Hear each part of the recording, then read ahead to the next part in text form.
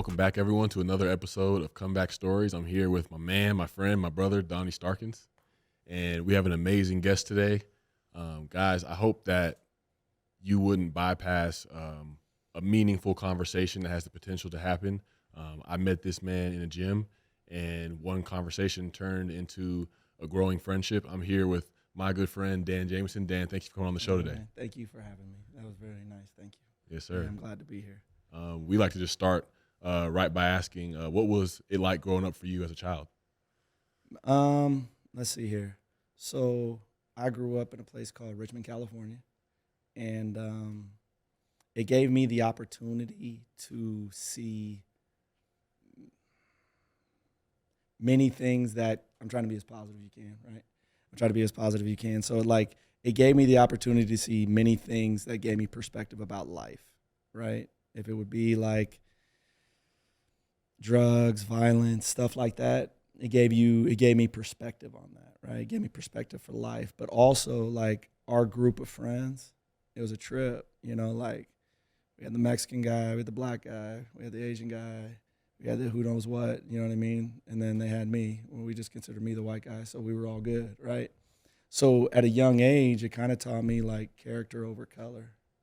You know what I mean? Like just like how like man, like it just I see character, you know what I mean? And like it's so much easier, and then like growing up in Richmond, I'm using a lot of likes. We weren't very rich. We weren't very like super poor. There was kids that I would use my clothes. My mom was a single mom. Oh shit, you want to get to it? Let's get to it. So I was a one night stand, right? So my mom and my biological father was a one night stand. From there came me, right? My mom had two sons, my brothers, and I mean, she did everything she could. She's, you know what I mean? I've got my work ethic from her, and once again, it just taught me another perspective. I was never mad or angry about it. It was life, and it just taught me perspective, So like growing up like that, we moved quite a bit of times. When I was young, we moved a lot. My brothers got sent to their dad, so it was just me and my mom, and we would just, I think where I'm living right now is it's either my 57th or 58th different place. Yeah. Wow. Yeah. No military dad, no military mom. Just like, rent went up. Boom. Go here. And then when you're doing that as a kid, you get comfortable in a place. Like when I lived in San Diego, I lived in five different places. Just because like you'd sit there and you start going stir crazy, right? And you'd be like, oh, I gotta move because that's natural, right? Like that's you know what I mean? Like a dog doesn't know he's on a chain, doesn't know the chain's bad until like you actually take him off it, right? So, man, it's just that's how I grew up. Just like we were it was a little chaotic, you know what I mean? Sorry if I'm like all over the place. I don't really do these things. You're good, man. Yeah. One thing we like to ask as well is, I feel like you can always trace the events or just the mindset of somebody back to pain from their childhood in some way. Is there 100%. A distinct memory of pain that you can point out that may have impacted you in a great way? Wow. Let me think about that. There are a lot of those, but like, I think, yeah, 100%. We're going to be real. Let's open it up. When you don't know who your dad is and your mom's always looking for love, where do you go? Right? Where do you go? So like it became a huge amount of pain, but some people would see it as an inspiration. Cause like I'm always trying, when I was growing up, I was always trying to make a friend, do this, you know what I mean? Like help someone out. You know what I mean? So I would feel better about myself, like I am worthy, right? So in a way, it taught me the service that I use today. So interesting. Like it almost seems like not having that love and acceptance from a father figure at younger years, you were out there chasing it and trying to Yeah, get it from external things because you didn't have it from the foundation of your parents. 100%. Yeah, so it's like, I mean, that's what you're gonna do, right? Like, I mean, you look at most. Oh man, this is one of those things. You look at like the most of like people that are having issues, right? Like, you get with like, Jesus, I gotta stop using like. So people don't have a father figure or a mother, right? They're always chasing it, or maybe the mother, in my case, was, you'll hear, probably, you get raised in a way where you become the man of the house, or how they like to say it now, you're the king, right? This is my king. This is my king, which is putting, in a way, it is a lot of love. Don't get me wrong, it's a lot of love.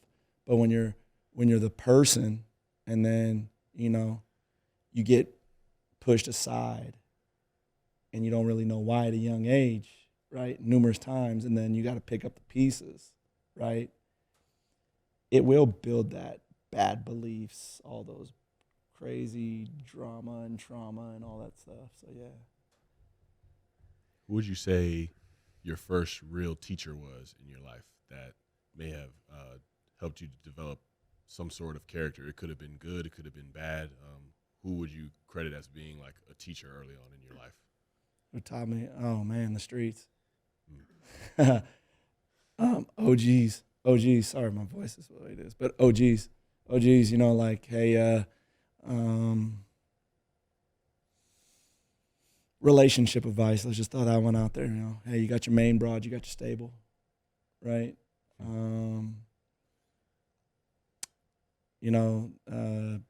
If you want to be happy, marry a square. All that girls, maybe she has issues or whatever, but that's just love, right? I mean, there are so many different bad beliefs. I'm going blank right now, but like so many bad beliefs because, I mean, all I can say is like this, right? I have a buddy named Stu, amazing man. This is like a funny. So we were 32, 33. And he looks at me and he says, hey, man, you know how the ice cream stays cold in the ice cream truck? I said, how? He said, the music. And I'm like, it's like I'm waiting for the joke, right? And he like looked at me stone-faced, right? That's what his parents taught him when he was little. He never did no research. He didn't know, right? So it's like, if you don't know what you don't know, right? So it's like, me personally, I didn't know. Right, so it's, you don't know. Darren and I are always referencing the 4 agreements, and in the love it. beginning of the book, it talks about domestication and certain ways that it's just conditioning. Yeah, conditioning. 100%. The ways that we were brought up, and it's all we know, right? The mirroring. Impeccable with your word. Always do your best. Don't make assumptions. Don't make assumptions. The big one. Save the big one for last. The superpower. Assumptions. Impeccable with your word. Always do your best. Don't take anything personally. Boom. That's the superpower. What's crazy is I got those cards sitting right there at on my nightstand, right by there's a hole in the sidewalk, right by there, and it's just like, it just shows you I need to get back in those things. That book is everything. But yeah, in the beginning of it, the whole idea of domestication, and it's how our belief system is built, right? And for most of us, we have a broken down belief system that's rooted all in our conditioning, in our parents, and the things that people told us that we were, the things that we didn't get, right? And so for someone like you, I feel like just walking through your childhood and all this instability, right? 100%. Like never having a home. Like you could never just feel safe. This word safety runs deep with me this last year of like, for me, just going through some recent medicine journeys, I had this big awakening of like, I went to a place where I felt so safe. And it made me realize my whole life, all I've been trying to do is feel safe. And I would feel safety through achieving. Mm-hmm. That's like if you've done the Enneagram, I'm an achiever, right? So I would get validation through my parents or through my dad, through the things that I achieved. Mm-hmm. And it was all just because caring what other people think and getting the opinions of other people, like people pleasing, all comes to feeling safe. Mm-hmm. I just wanted to feel safe. And so that's how it showed up. But going back to you, it just feels like there was never that home. So how did that show up in your life in maybe unhealthy ways as you grew older? So when I was never into drugs, I was never really into drinking, but man, find me a broken woman, taken by the dozen. I mean, seriously, it's like, like I could pick them out. Like you feel the vibe, right? Broken feels broken, right? We both feel each other, right? I never really had any strong relationships.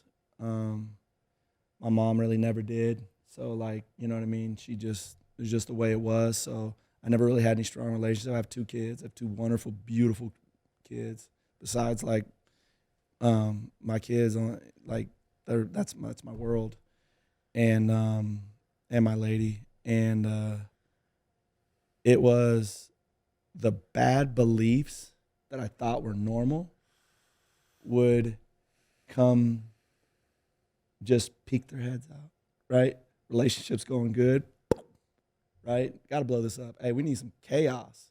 I need some PTSD in this world. Self-sabotage. Yeah, 100%. Like, how many people in this world live in absolute PTSD?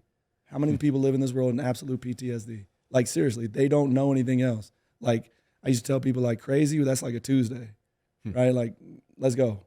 Because I would search it out.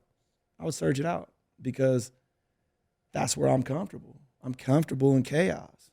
Like, I am comfortable in chaos. And for me, that was safety, right? Familiar. Yeah. I mean, dude, look, we get all the way down to this whole thing. If we get down to everything, everybody, and this is, once again, my childhood, right?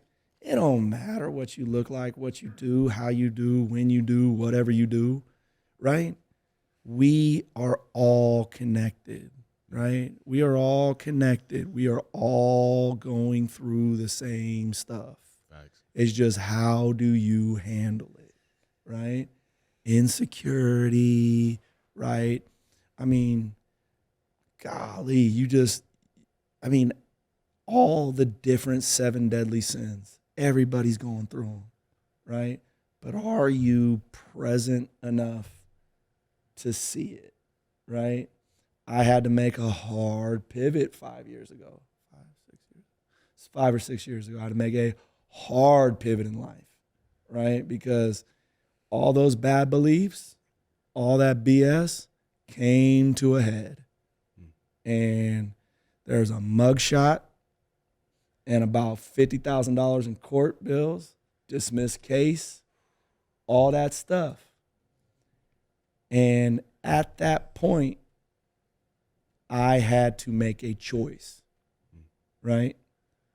And I made that choice. And I was lucky enough because here's the thing. No matter what I did in life, I always helped people.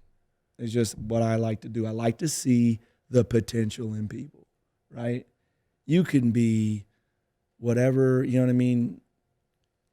You could be the greatest of all time. It may not be your potential, right? I want to see it. Like, I want to test it. I want to poke it. I want to see what makes you tick. I want to get that click, right? And I always like to do that with people. So crazy part was I think from helping a lot of people, I got my karma, right? To meet this lawyer who sent me to this person, right? She's my person. She is my person. I'm doing some pretty heavy stuff, some heavy lifting here in the next couple days. And like, she won't, like, sometimes I won't even have to call her. She'll just be like, hey, I was sitting, meditating. This came to me, right? And it's like, okay, this is where I'm at. And I'll do that with people, right? I sit, either in the morning, at night. Like, well, anyway, let me get back to this. I jump all over the place. She took me and we got real, right? We sat in a room and we got real, like real. I'm crying and all that. And she just looks at me and said, cut the bullshit. You know what I mean? At that point, I had to snap out of like the woe is me and go, okay, there's something here. I could feel that vibe, right? I could feel that vibration. I could feel all that. And she put me down her path, or just opened up the path, lit the path, and said, look, you're already doing the work of service. You just need to accept that is what you do. And not only that, but you need to accept that, how do you put it? You need to accept, like, it's okay, like, you're doing good, right? It's just you're inherently good. You want to do good. So, like, we went through all of that and all those, remember the stable and the, main rod and all that. So I have 2 baby moms. I like to put the carriage before the horse. Of course, that's just how I roll. And the last one was like, I can't explain it, but like, it was like we were our own comfortable shoe, right? Like relationships would break down, everything else, just go back to the comfortable shoes, right? And one day it just, man, it boiled over. Like you wouldn't believe. It boiled over. And I got myself in some good trouble, and she got herself in some good trouble. And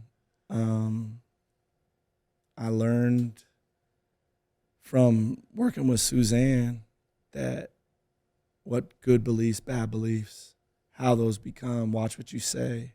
Say, you know what I mean? I say, thoughts become, what is it?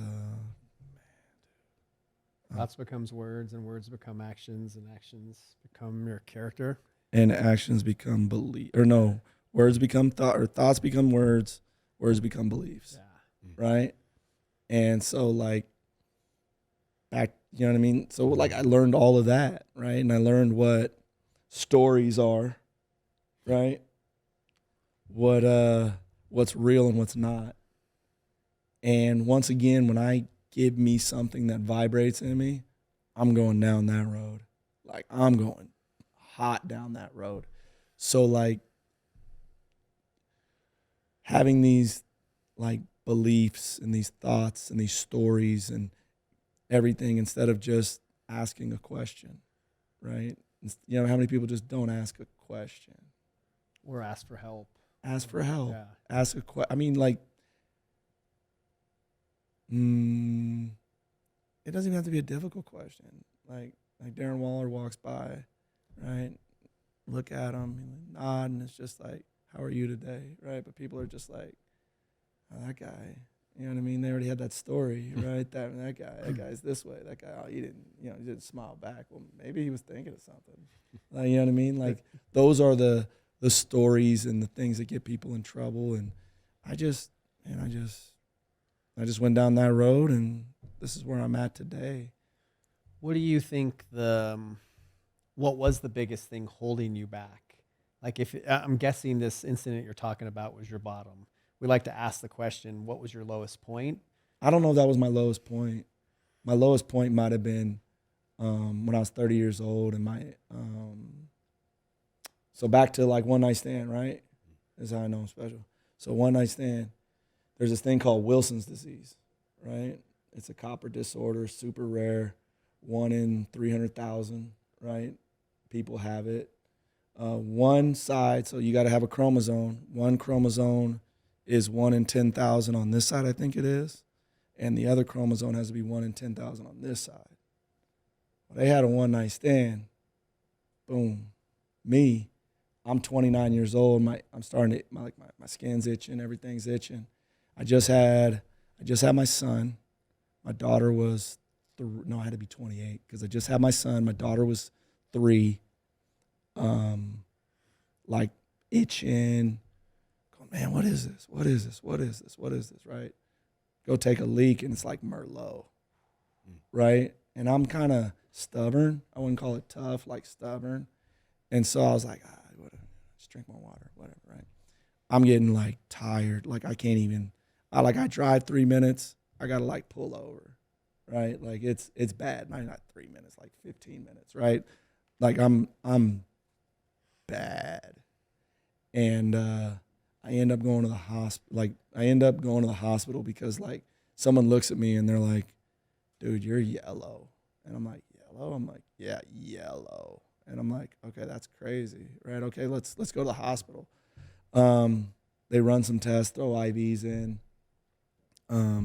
send me out, like, you know, because I was in good shape. So they were just like, oh, you're just dehydrated or something, whatever. So I would go leave, or actually before I'd leave, they'd say, go down and do lab work. I go do lab work. I'd leave, get a call. You need to get back here now.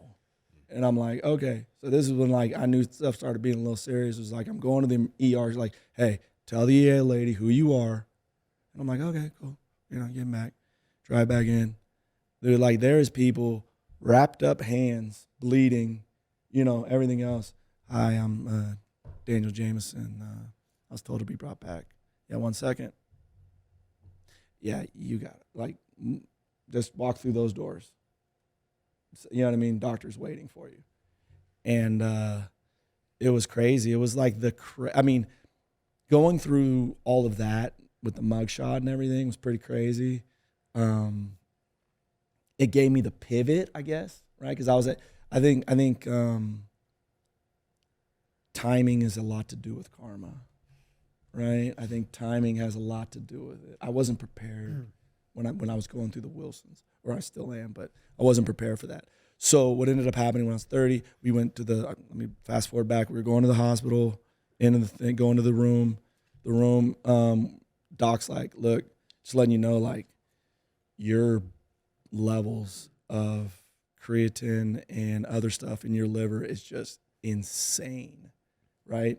And they're like, you have so much, buildup in your liver. And they're like, we don't know what it is. You need to do more tests, right? And by all means, the health insurance I have is wonderful, wonderful health insurance.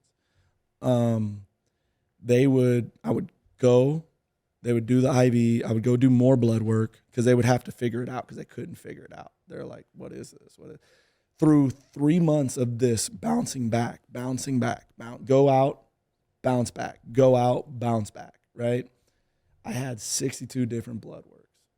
Just like they were drawing blood, just drawing like six of those things. Like literally, the lady would be all like this. You know, you got your blood work? Oh yeah. Yeah, they poured it out. It's like, and I think it was like a what is it? Like a Costco receipt. That thing was just like rolling, and I'd be all okay, cool, and she went, jump, right, and it was crazy because like at like month 2, the doc was just like, you got some, like they were like setting me up for chemo. They thought like, this is like, you got some weird form of blood cancer. We can't figure it out. It's tearing your body up. By this time, my son's mom would come home from work and she'd like, yo, you smell like death. Like because when your liver doesn't work, you know, your skin's an organ. It pushes everything out your skin. That's what the yellow is. It's the bile from your stomach, right? So, I mean, I don't know. You know, one of the greatest things that happened is like my mouth just started bleeding. I got to the point now where like teeth, gums, touch anything, I'm bleeding. It's just the way it is. I'm yellowish green. My mouth is bleeding. But without that, so I have like when that happened, I had this crazy metallic taste in my mouth, and they were like, "Oh, that's the blood." But this one endocrine doctor that was like going to start putting me through, setting me up for the chemo, setting me up for everything else, going to do the liver biopsy, all of that. And I was like, doc, like, I just like, even when it's not bleeding, I just taste copper. And he was like, copper. And like, he went to like his computer doing all the stuff. We set my biopsy. I went and did my biopsy. He pulled it out. We did it. I went home. from there, sorry if I'm jumping. Dude, it's been so long since I've told this story. He calls me up and he's like, you need to get back here. We need to do lights around your eyes. So you looking like, when you like to do glasses. So I have copper rings on my eyes. So because that's just the way that works. So pretty much Wilson's disease is I was born without a filter for copper. So copper I got to watch what I eat, and I got to stay healthy. Like run and do all that stuff. I still, whatever, I don't eat the healthiest. But like anything that doesn't, any of the copper goes to my brainstem or goes to my brain, right? You remember those things where you'd like see like the shocks and everything, and you touch it and it would like, right? So like my brain has copper deposits on it, right? So if I don't, like my endocrine system shot, like my thyroid, my reproductive, my energy levels, like is shot, right? If I don't have my meds, I'm a totally different person. And it's crazy because like, looking back on that situation, right? Like that sucked, right? But I was thankful that it was Wilson's disease, right? They tell me when I'm 43 now, they tell me anywhere, I will be Parkinsoned out, right? Because that's just the way it is. That's how that stuff works, right? There's no, I take this pill that cleats copper and I piss it out. But like, you're not going to get all of it. So it's just, maybe it doesn't happen. Who knows? Doctors have been wrong about a lot of shit. So I'm thankful that it wasn't the cancer. I'm thankful. I mean, at least it's something that's like, I just treat it like diabetes, right? If I don't take my pills, you'd be like, damn, why you nodding off? I'd be like, How did you get to that place? Like, what was the story that you had to stop telling yourself so that you could start to like write this whole comeback story of your own?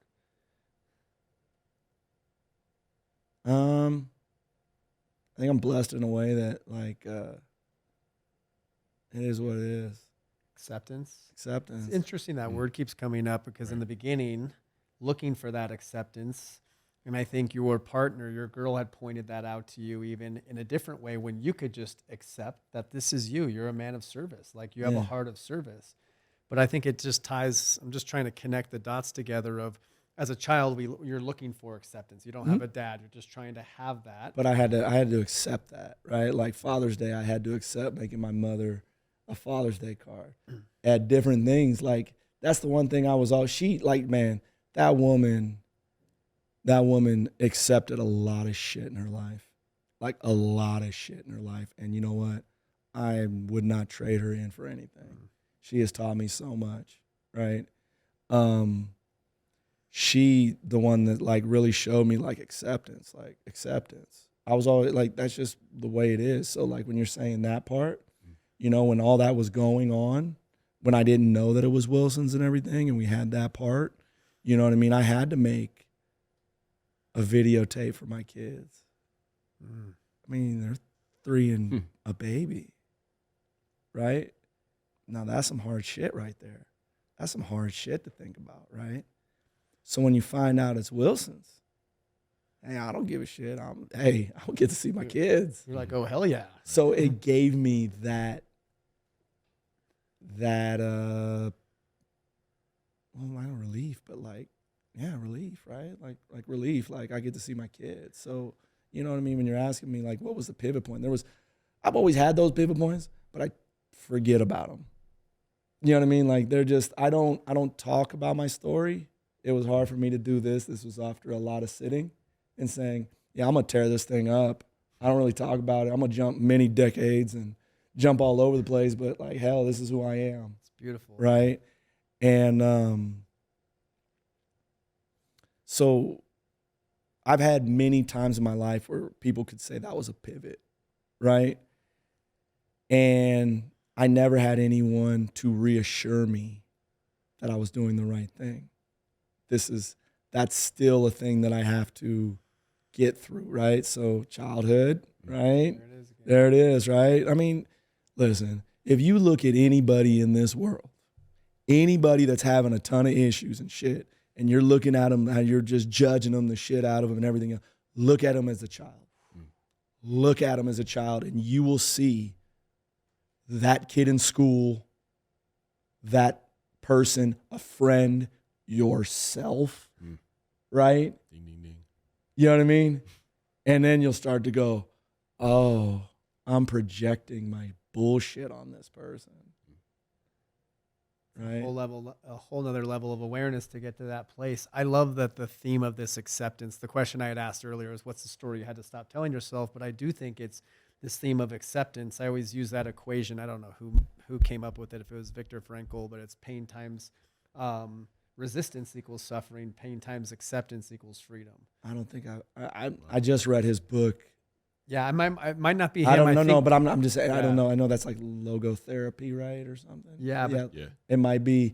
You might have hit that one, but I just, that is a crazy book, by the way. But the whole idea of it is this acceptance, and acceptance does not mean we need to like it. Acceptance means that it's happened, and we have to accept that it's happened. Mhm. And at some point, even if we've had pain and we've been abused or left or neglected, like we do have to accept that it's happened. 100%. Right? Because the resistance of it, we're just banging our head against the wall of reality and It gets better when it's okay the way that it is. Yeah.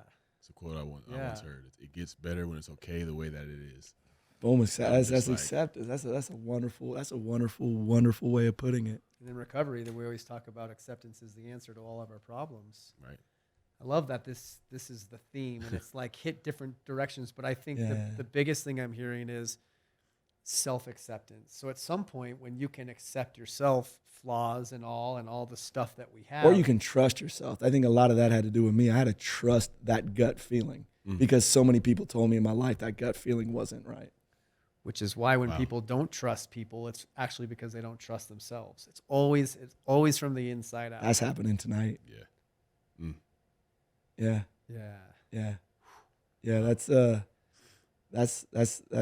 deep one, right? So it's just like you were saying, like resistance, right? Like what's the strongest tree in a storm? Oh yeah. The bamboo or Willow. Just goes. The wind goes this way. Wind goes this way. And it's just like, all right, I'm still here. Redwood, everybody's like, redwood. Redwood's like, and then it just, bloop, right? You can only resist for so long. Accept it. Hey, man, just be the willow. Just be the willow. You're going to be crazy. It's going to be all right. You know, but like what you were saying, like when people accept the past and everything else, like one of the things that I like to show people is like the three parts, right? You're right here. This is now, right? This past is only sadness, sorrow. I should have done this. Can't do shit about it.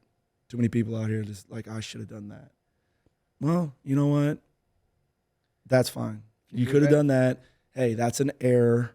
We all make errors, right? The next time it comes up, don't make that error, because then if you don't fix it, then it becomes a mistake, right? And then like over here, or they're like, oh, I have to do all this stuff. I have to do all that.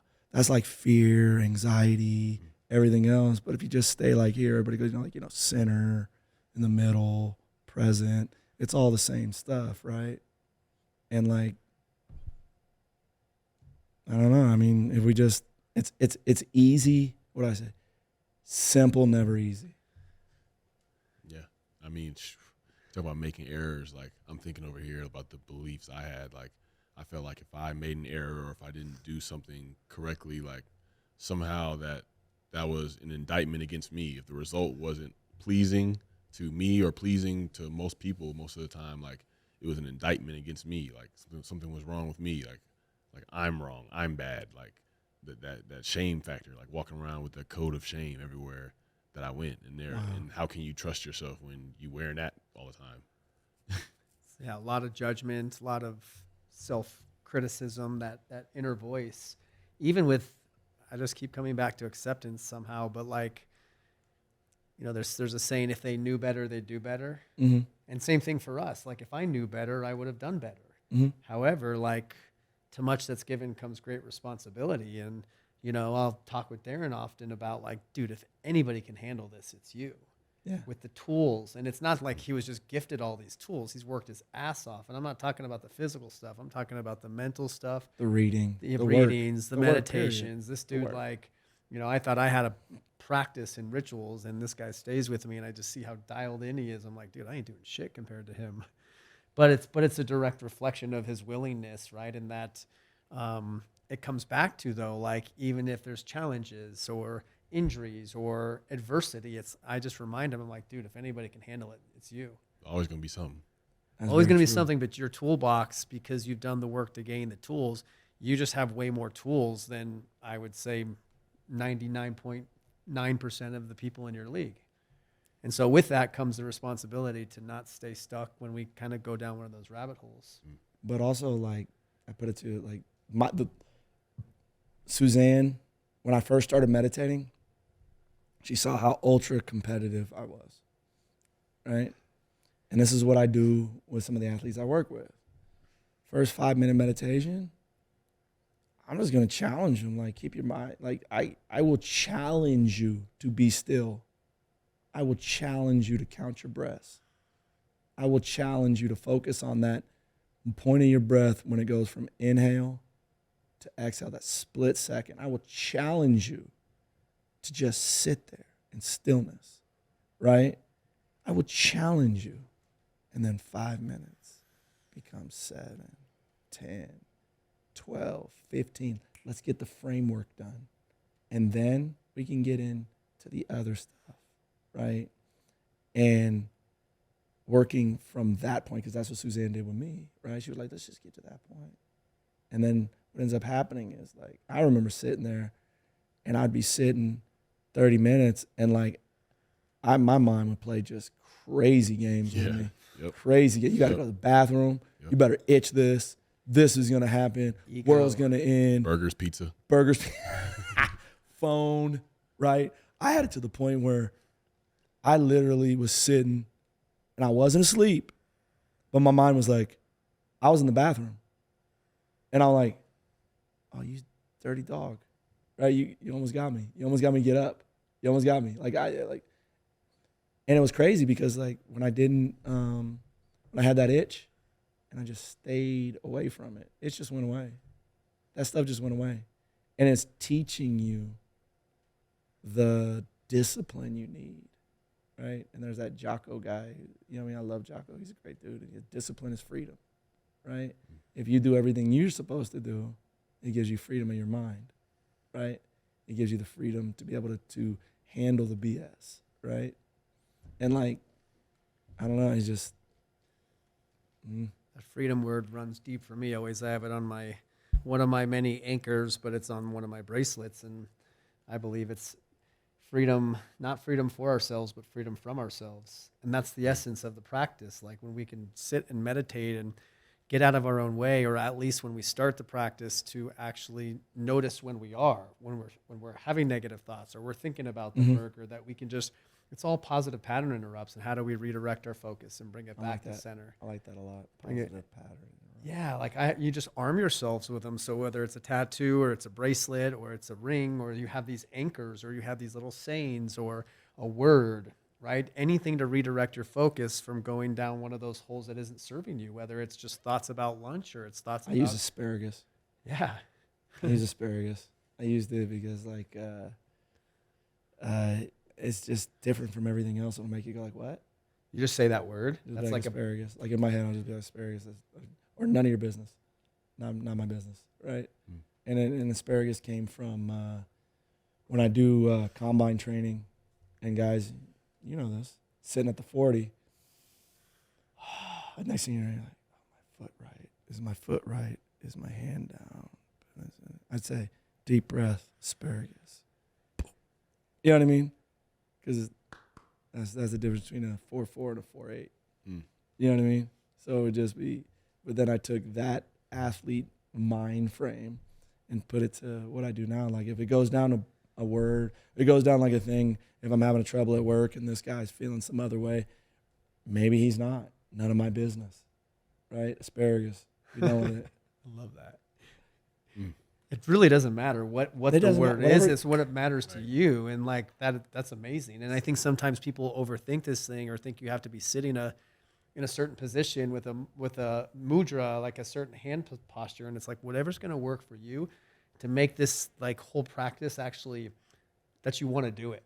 Yeah. David J. our teacher says, like in all of the beginning of his meditation, settle in, get comfortable, because comfort is queen.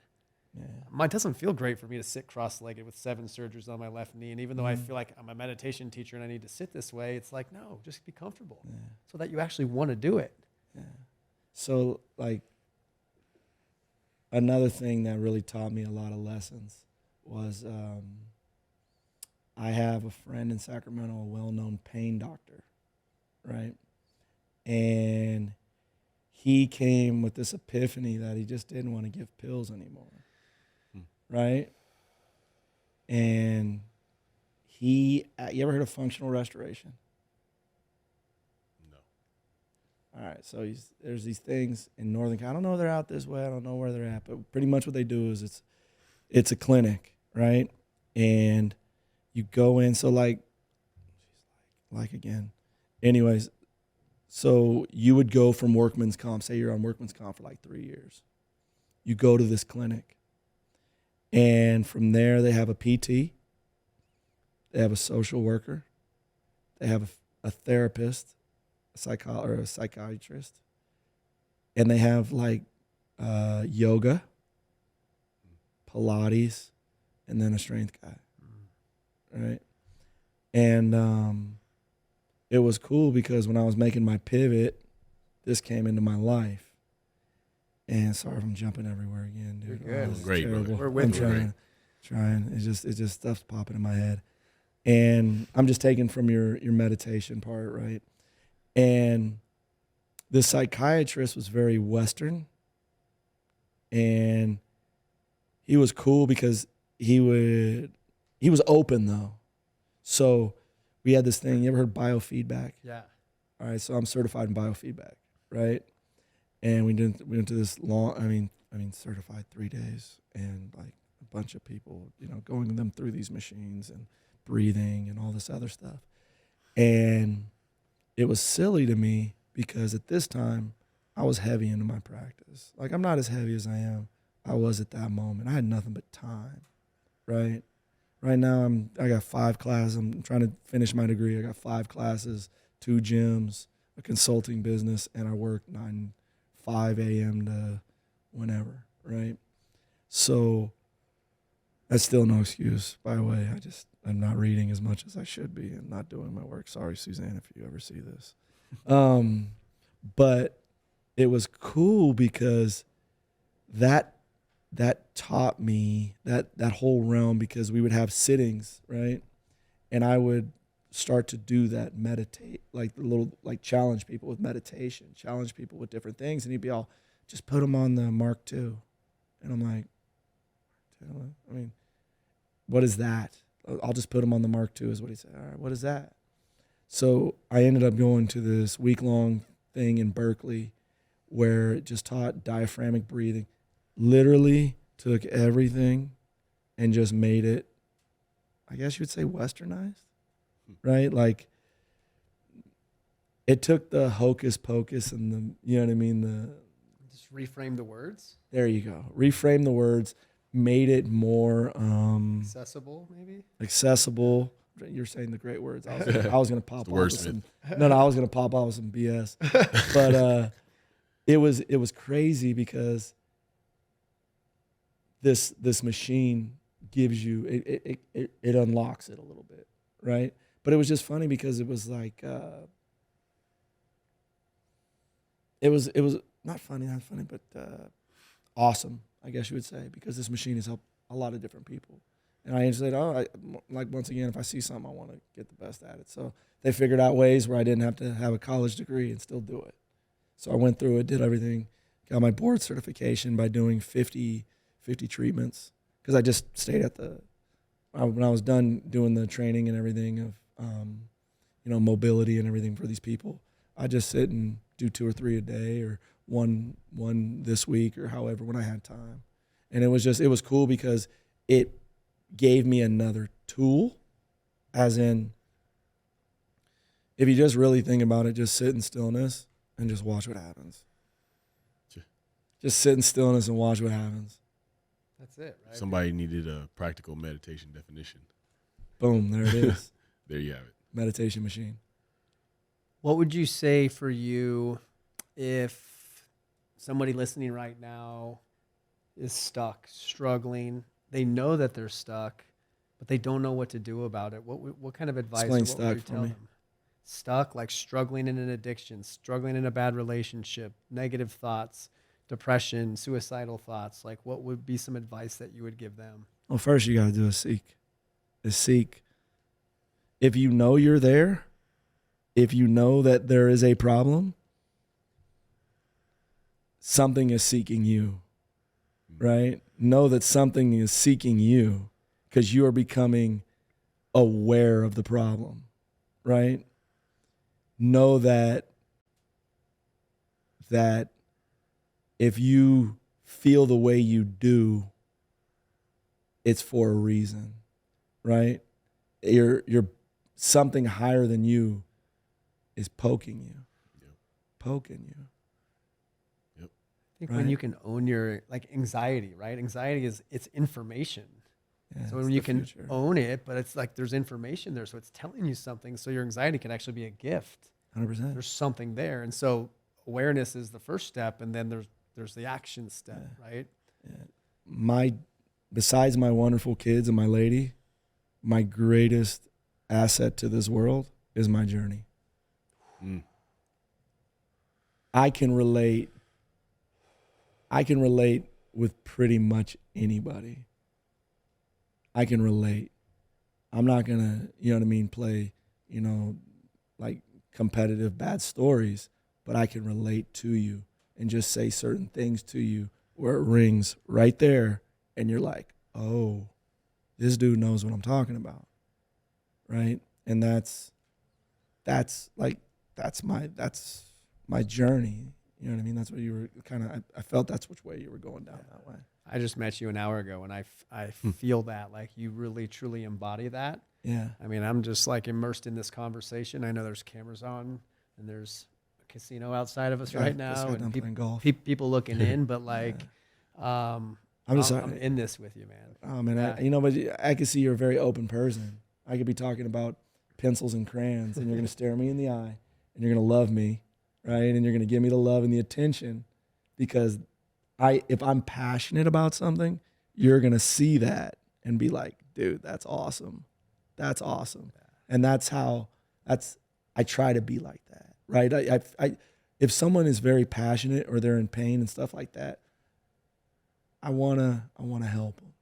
I don't even think you have to try. Like, that's the embodiment piece of it. I think the trying was the child and wanting the acceptance, but now this is just how you roll. Yeah. And it like radiates. It's very, very clear. The authenticity is inspiring. Oh man, thank you. I think I gotta get a timeline. I don't know, man. It's Time is just an illusion anyways. I get it.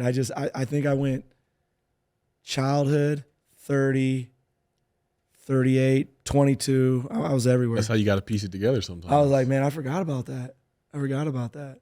But also there was a time in my life where I was a complete asshole. There was that time too, right? There was that time where those beliefs, I was a complete asshole. And you know what I mean? I did love on people and everything else, but believe me when I tell you, I was a complete D-bag. Guilty as well. D-bag. Join the club. Yeah. Yeah, man, I'm so grateful that you decided to come on here, man. Like, I'm just in awe of you, because it's like you said, you're literally piecing through your story before our eyes, and I feel like that's inspiring somebody that may be listening right now that is trying to figure out, like, yeah, I may want to change, I may want to do something about it, but like, where do I start? Where do I begin? You sit and you feel. Sit and you feel. Like most people, like, I think the biggest problem really is emotional intelligence in this world, right? We don't know, like, we just know anger and love. That's it. That's all we know. That's it. That's all, right? Now, don't get me wrong, when you get down to the meat and the potatoes, like after everything, right, it's either fear or love, right? That's why you do what you do, right? But like just having certain words will, like, almost like you just take the top off the tea. It just. So I think, yeah, I mean, when you're saying that person that's maybe having a hard time, hey, there's a lot of people on a phone, right? Maybe your boys, or maybe you're, I mean, a lot of people embarrassed by it, right? I was one of them. There's a lot of phone numbers out there you can find. There's all that, but I would just tell you to close your eyes, set a timer for 5 minutes, see what comes to you. Try to, like, when your mind's drifting off to what you need to do, just sit in stillness and watch what comes, right? And I know that that's simple to say, but not easy. I think that's probably the hardest thing I ever had to do. I mean, you guys could agree, right? Yeah. Because there's days when you sit and you're like, I don't want to sit. Yeah, I don't want to see that. Drown it out. I don't want to do any of it. Hey, I can do this. I can do that. I can do this, right? And there's different forms too. You know, you can do it 3 minutes here, 5 minutes here. Run. Just do it. Walk. Goes back to that choice that you said earlier. My sponsor calls it, he always asks, do you want relief or do you want freedom? Ooh. And it's like, yeah. Because, like, I can find the relief when it's like I'll run and drown it out in, you know, food sometimes, or, you know, used to be women, used to be all types of things. We're always like, deflecting. Well, it's like a decision that you make today that makes you feel good today but hurts you tomorrow is a bad decision, right? And I think I'm just thinking about all the ways to numb out, right? They told me, yeah, go ahead. I'm sorry. Yeah, no, just and I think that's what you're saying is basically to sit in your shit. Yeah. Right. But it's not pleasant. It's not fun. No one likes, like, this is why people struggle to slow down and sit, because they don't like what's going to come up. But to sit in the essence of meditation, the big shift in the practice is we go from thinking to feeling. Mm-hmm. And then sometimes these feelings don't feel great, but we have to feel it to heal it. Right. Mm-hmm. So, like, you have to actually get into your body and feel it. Otherwise, like, we'll find any other distractions. I mean, mine's my phone more than anything to not feel. So, like, one thing, when I was going through my stuff 5 years ago, I would do 2 hours of co-parenting a week, co-parenting therapy. My personal, Suzanne, my guru, and then 2 hours a week of anger management, right? So I was sitting on eight hours, 8 hours. I think I was independent, like I employed myself because there was no way I was doing that. But one thing that I got through the anger management, right, was minutes of anger or moments of anger, years of pain. Like, that just came to, like, the co-parenting anger management is like your kids see certain things. You don't even know things that you're saying. You got to be watchful what things you're saying. And yeah, just like that came to me when you said generations. that. Oh, dude, moments of anger, generations. Of yeah. The ancestral. Break the cycle. Yeah. That's what I'm trying to do. I'm trying to break that cycle. Same. Yeah, man. Hey, you guys ever done that thing where you do a tree and you, like, do all your, like, aunts and uncles and and you see, like, craziness, like, holy crap, like, my grandmother was married X amount of times, my mom was married X, my aunt was married. I mean, like, it was that, like, for my family, it was crazy when we did that exercise. And, like, you'll start seeing, and they're like, so you're going to break the cycle, or what are you going to do? It's one of my whys. That is one. I have, like, two big whys, and that is one of them. It stops with me. Oh, that's wonderful. It stops with me. There's a book. I haven't read it yet, but it's called It Stops With Me. I saw That's a friend wonderful. post it. I'm like, is that what I think it means? She's like, oh, Yeah. yeah. That's it. Have you ever heard of Sherry Huber? No. Dude, amazing. The way she can put stuff is crazy. My first book I ever read was There's Nothing Wrong With You. Right? Or Yep, we're down now. Or there was one that I'm reading now. It's What You Seek Is Seeking You. That's a Rumi quote, I think. Yeah. Yeah, dude. If You're Falling, Dive is another really good one she does. Yeah, I've read like 8 of her books. That was like my author through all that crap. It's beautiful, man. We could wrap all day. Oh, but no, man, I appreciate you. We Thank got to you. wrap up. We wanted to ask you one last question. We always like to give a comeback story shout out, that one person in your life that maybe has been in your corner, had your back no matter what. We can't do this work alone. So who gets your comeback story shout out? I can't give it to one person. I can only give it to someone. Like I said, I always forgot. Right? Vince, when I was younger. Whit, when I was older. Kyle, when I was, in this last 5 years, right? And Suzanne for the rest of my life. Right? I want to meet Suzanne. Get some work done with her. Sounds great. amazing. She's deep. She's deep. She will poke the bear. I love that stuff. And challenge. Yeah. Oh yeah, man! Thank you for coming on here and being vulnerable today. Oh man, this is beautiful. I knew from the first conversation, I was like, this has to happen. This is the example of, what we try to show to the world, like what men should be talking about, the type of conversations we should be having. Everybody should be having, like you said. So, thank you for being that example, man. Oh man, thank you so much. I appreciate it. Yeah, man, I Thank you really, so really much. enjoyed this. I know when Darren, anytime if he says, I got a guest, or I said, there's a level of trust here. We just know whoever's coming in is going to bring it. You brought it. So thanks for showing up. I always say, like, when I see something in somebody else that I want, like I want what they have, I want to get close to these people. And I just love your energy and your light. I love the way that you talk. Like there's just this calm presence that I really resonate with. So thanks for bringing it. I know a lot of our audience is going to really benefit from listening to your story, man. So thanks for showing up. That means big. a lot. Thank you. Appreciate All right, it. we out. Peace. All right.